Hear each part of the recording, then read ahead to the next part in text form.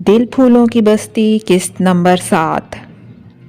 पता है शहर बानो, कभी कभी मुझे लगता है जैसे शाह सिकंदर को मेरी ज़र्रा बराबर परवाह नहीं है, बल्कि शायद वो सिरे से मेरे वजूद को ही तस्लीम नहीं करता। फुआरे के गिर्द संगे मरमर की बनी चार दीवारी के करीब रुककर मेहरुन्निसा ने अफसुर्दगी से कहा। तो शहर बानो चौंक कर उसे देखने लगी, फिर उसका हाथ थाम कर बोली, पगली हो तुम?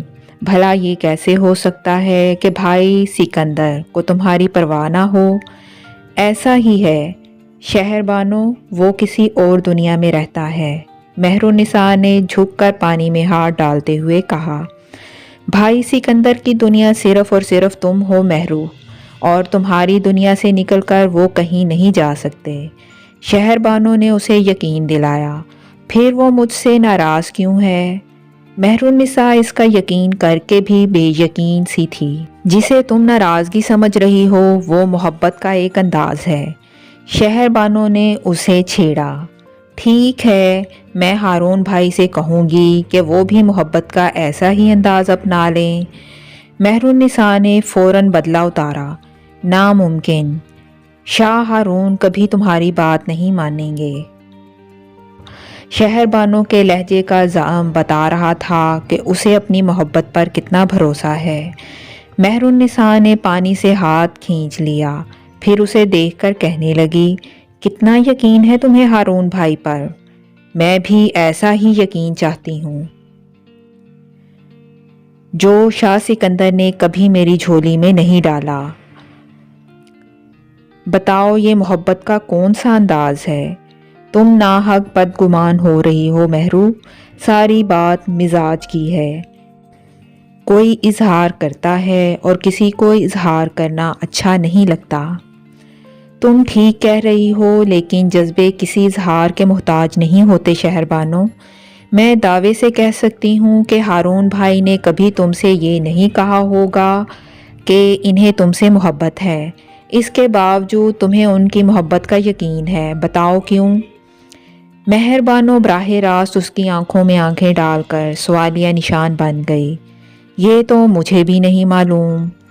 शहर बानो को कोई जवाब नहीं सूझा तो दामन बचाया और मेहरुन्निसा ज़रा सी हंसी।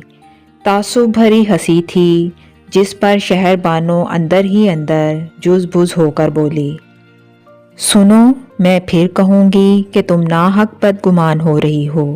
क्या सिकंदर भाई की उंगली में तुम्हारे नाम की अंगूठी नहीं है? एक इसी ख्याल के सहारे तो अपने तमाम खदशात को मात देने में लगी हुई हूँ। मेहरुन्निसा के लहजे की शगुफ्तगी छुपाए नहीं छुपी। दोबारा पानी पर झुकना चाहती थी कि गेट से दाखिल होती ग्रे लैंड क्रूज़र को देखकर अपना दुपट्टा संभालने में लग गई। उसके हर अंदाज से घबराहट अयां थी, जिसे महसूस करके शहर बानो ने पलट कर देखा। शाह सिकंदर हयात गाड़ी से उतर रहा था। तब कुछ सोचकर शहर बानो ने उसे उस तरफ आने का इशारा किया। फिर मेहरुन्निसा की तरफ पलटकर सरगोशी में बोली, देख लो, कच्ची डोर से बंधे चले आ रहे हैं। कौन? मेहरुन्निसा ने चौंक कर उसे देखा। जिनसे इतनी बदगुमान हो? शहर बानो ने शरारत से कहा, और जवाब में वो कुछ कहना चाहती थी कि सिकंदर हयात के करीब आने पर ज़रा सा रुख मोड़ कर खड़ी हो गई। अस्सलामुअलैकुम भाई। शहर बानो ने फ़ौरन संभल कर उसे सलाम किया। वालेकुम अस्सलाम, कैसी हो? सिकंदर हयात ने बहन के सर पर हाथ रखकर पूछा। मैं तो ठीक हूँ भाई, अलबत्ता लोगों को आपसे बड़ी शिकायतें हो गई हैं। शहर बानो का इशारा मेहरुन्निसा की तरफ था। वो समझ गया और इत्तफाक से बहुत अच्छे मूड में था, बल्कि सरमस्ती के आलम में जब ही शोखी से बोला, लोग बराह रास्त शिकायत करें तो बात भी बने। अभी बात बन जाती है, शहर बानो हंसते हुए बोली और मेहरुन्निसा को कंधों से थाम कर उसकी तरफ मोड़ना चाहती थी, लेकिन मेहरू जल्दी से उसका हाथ हटाकर चंद कदम आगे चली गई, क्योंकि इस तरह वो शाह सिकंदर हयात का सामना नहीं कर सकती थी। जब दिल पूरी कुव्वत से धड़कने लगा था और अपने चेहरे पर उतरी कोसे कज़ा वो खुद भी महसूस कर रही थी। शाह सिकंदर ने बहन को देखकर जरा से कंधे उचकाए, फिर बीबी जान का पूछकर अंदर चला गया। तब शहरबानो ने लपक कर जोर से मेहरुन्निसा के बाजू पर चुटकी काटी।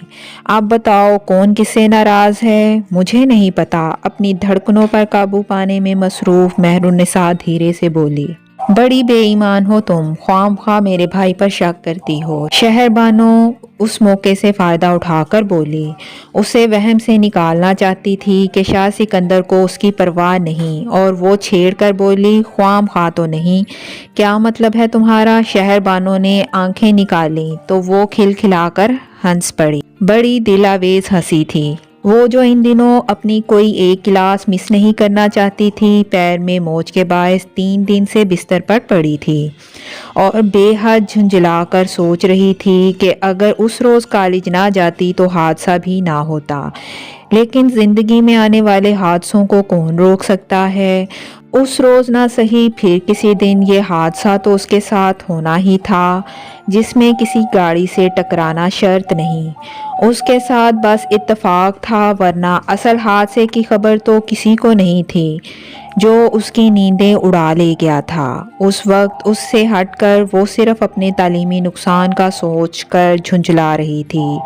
जाहिर है मेडिकल में उसका आखिरी साल था। पुप्पो, क्या बहुत दर्द हो रहा है? उसकी झुंझलाहट से नबील यही समझा कि वो दर्द से बेचैन हो रही है। उसका चेहरा हाथों में लेकर यूं पूछने लगा जैसे उसकी तकलीफ को महसूस कर रहा है। नहीं बेटा, कोई दर्द वर्द नहीं हो रहा। वो बच्चे की उतरी शक्ल देखकर कस्तन मुस्कुराई।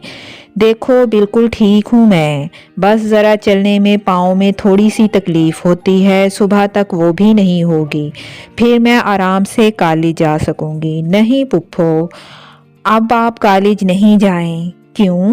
वो समझ गई थी नबील क्यों मना कर रहा है, फिर भी अनजान बनकर पूछा, फिर आपकी टक्कर हो जाएगी? नबील का खदशा फ़ौरन ज़ाहिर हो गया।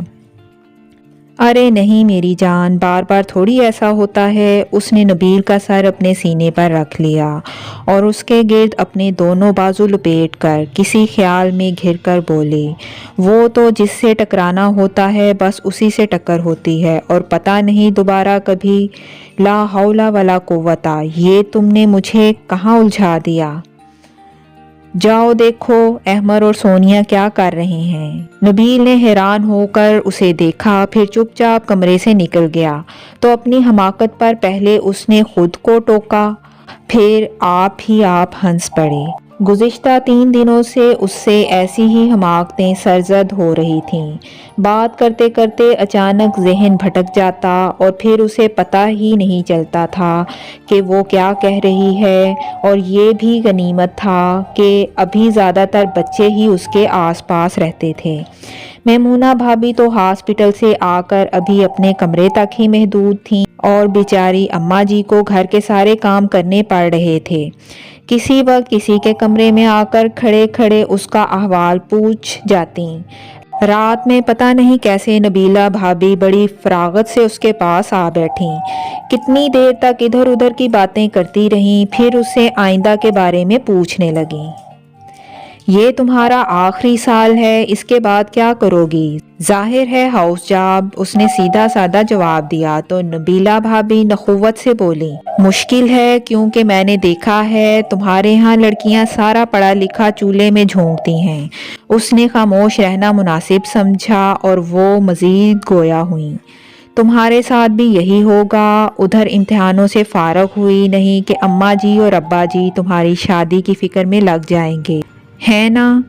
मैं क्या कह सकती हूँ, वो जुज़बुज़ सी होकर बोली। यही तो गलत है, पढ़ लिख कर भी वही जाहिलों जैसी बात कि मैं क्या कह सकती हूँ।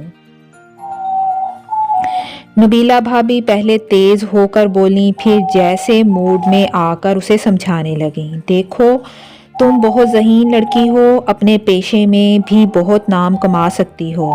तुम्हें गाय बकरी बनने की ज़रूरत नहीं है कि माँ बाप जिस खूंटे से चाहें बांध दें। तुम्हें अपने बारे में सोचने का हक है और इस हक को ज़रूर इस्तेमाल करना, समझ रही हो ना?